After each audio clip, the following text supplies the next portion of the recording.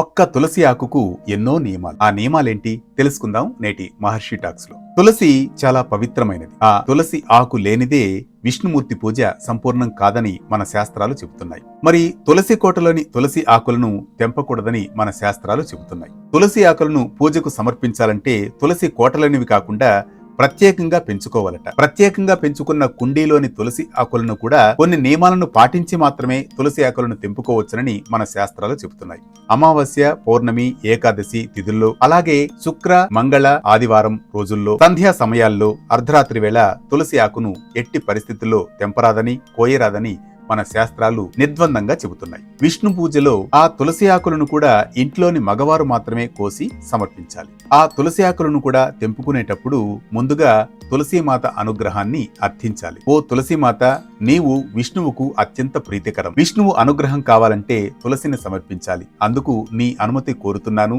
దయచేసి మమ్మలను ఆశీర్వదించు అని ప్రార్థించాలట తులసీదేవి. అప్పుడు మాత్రమే తులసిని కోసుకోవాలని మన శాస్త్రాలు చెబుతున్నాయి. ఇది తులసి ఆకులను కోయడంలో ఉన్న నియమాలు. ఇలాంటి మరిన్ని అంశాల కోసం ఫాలో అవుతూనే ఉండండి మహర్షి టాక్స్, మీ ఆర్కే కొత్తకోటతో. ఏ పండుగ ఎప్పుడు, పండుగలో పరమార్థం ఏంటి శాస్త్రీయంగా తెలుసుకోవాలా? వెంటనే డౌన్లోడ్ చేసుకోండి వేటెన్ న్యూస్.